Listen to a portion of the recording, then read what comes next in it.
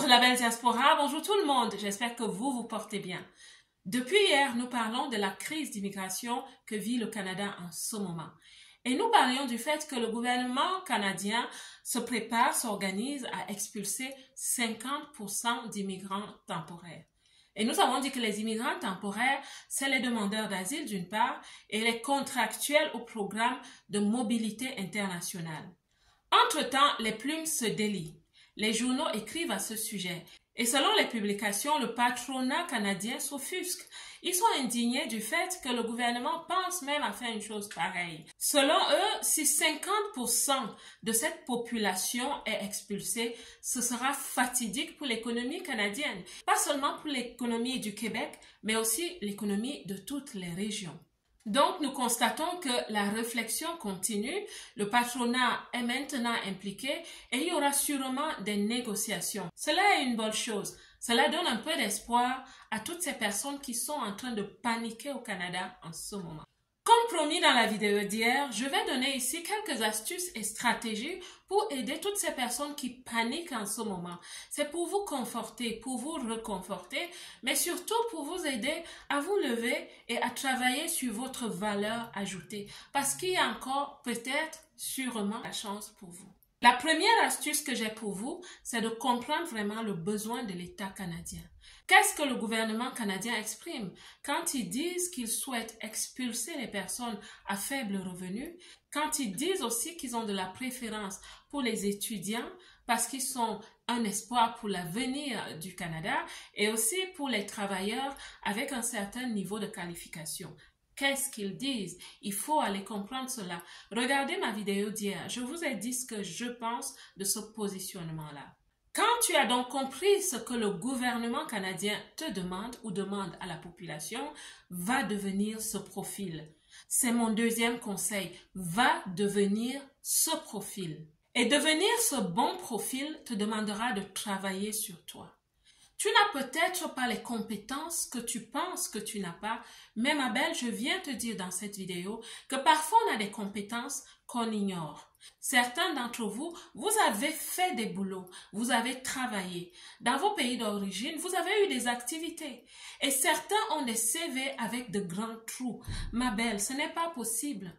Tu es quelqu'un qui t'est levé de ton pays, tu as traversé les frontières, tu es arrivé au Canada. Ça veut dire que tu as de la niaque. Il y a quelque chose. Il y a des choses que tu as faites, des activités que tu as conduites, mais tu ne sais peut-être pas répertorier ces activités et tu ne sais pas les transmettre en compétences. Donc, la troisième chose que je vais te conseiller de faire, ma belle, c'est de retravailler ton CV. Assieds-toi, ma belle, maintenant. Revisite ton CV. Travaille sur ton CV. Travaille sur l'alignement de tes compétences. Et si tu ne sais pas comment le faire, sachant que tu as des compétences, tu peux aller consulter un consultant en immigration, un consultant en orientation pour qu'il te dise, dis-lui ouvertement ce que tu as fait dans ta vie. Parce que ce n'est pas normal que tu aies tous ces trous dans ton CV. De 2005 à 2015, c'est vide, c'est pas possible. Tu es une personne raisonnable, intelligente. Tu es une personne vaillante. C'est sûr qu'il y a des choses que tu as faites que tu es en train de négliger.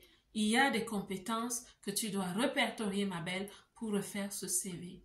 La quatrième chose que je vais te conseiller de faire, ma belle, c'est d'élever ton niveau. Si tu as compris qu'en ce moment, le Canada est en train de se repositionner comme un pays puissant, parce que c'est ce que moi je vais te dire, c'est ce que je comprends, dans l'avenir, le Canada va compter sur des personnes qui ont certaines qualifications. Va t'inscrire à une formation, ma belle, maintenant. Va t'inscrire à une formation et je vais te dire quelque chose que j'aurais pu te dire dans l'oreille et ne le dire à personne. Va t'inscrire à une formation sur une durée d'au moins 2 ans. Pourquoi? Parce que c'est stratégique. Parce que des décisions gouvernementales vont être promulguées, je ne sais pas quand. Ils ont dit 6 mois, 1 an. Va t'inscrire à une formation de 2 ans. Et celui qui a les oreilles pour comprendre, va comprendre. Et devenir ce profil, c'est aussi devenir très stratégique. Le conseil que je vais donner maintenant va changer la vie de plusieurs personnes à 360 degrés. C'est pour ça que je te dis que si tu ne vis pas au Canada et que tu connais des gens au Canada, transfère cette vidéo. Copie le lien de cette vidéo, sois charitable, sois empathique, sois aimable. Fais ce que je fais. Ce que je fais ici maintenant est gratuit. Sois la main invisible qui va accompagner ce message. Envoie ce message à une personne au Canada en ce moment. Parce que je t'assure, ces immigrants temporaires sont en train de paniquer dans tous les sens. Certains sont prêts à prendre des mauvaises décisions. Donc, cette astuce que je vais te donner, c'est celle-ci. Étant donné que le gouvernement stipule qu'il y a une pénurie dans le domaine de la santé et de l'enseignement, ma belle, pourquoi ne pas gérer cette situation par le changement? Tu sais, dans la vie, il faut s'adapter. Pourquoi ne pas te lever et te dire que ces métiers, ils sont nobles? L'enseignement ou être professionnel dans la santé, c'est des métiers nobles. Ma belle, je te conseille peut-être de t'arrêter et de te dire, il y a un besoin ici. Parce que parfois la vie te donne des signes. La vie te donne des signaux. Dans le conseil que je te donne, ma belle, ressaisis-toi, arrête-toi. Et dis-toi, ceci est peut-être un signe pour moi. Peut-être c'est un signe qui va m'aider à pivoter à 360 degrés.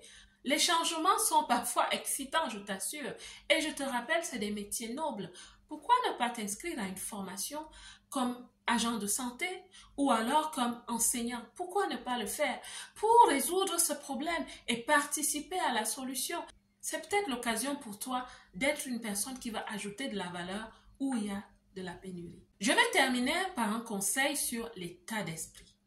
Je sais, en ce moment au Canada, je vous assure, les immigrants temporaires, ceux qui se sentent pour le moins visés, sont en panique totale. C'est la panique totale, même sur les réseaux sociaux.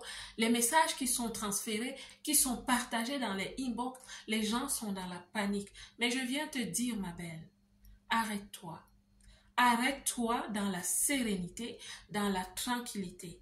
Parce que avant que tu ne saches que cela allait se passer, le gouvernement le savait. Il travaillait dessus. Il préparait cette annonce, mais tu ne le savais pas et tu étais en paix. Ton Dieu le savait et tu étais en paix. Mais maintenant que tu le sais, ne sois pas folle. Ne sois pas dans la folie. Ne sois pas dans la panique. Je viens te dire, calme-toi. Je viens te conforter et te réconforter. C'est un moment qui va t'aider peut-être à changer, à te transformer, à travailler sur toi, à level up. Je t'assure, ma belle, à te repositionner. Peut-être c'est vraiment une perche tendue par le destin. Qui le sait? Donc calme-toi, ma belle, calme-toi. Et ce que je te conseille aussi de faire, c'est de chercher l'information sur les sites officiels du gouvernement. Le on a dit que, est-ce que tu sais qu'on a dit que, est-ce que tu sais qu'ils ont fait que, ne va pas te donner de la tranquillité. Tu as Internet, va sur les sites officiels, va lire tranquillement. Et tout ce que je t'ai donné comme astuce, essaye de le visiter.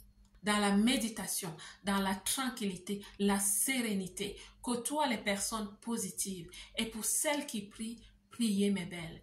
Est-ce que vous savez que les Asiatiques disent que la crise est en fait une opportunité?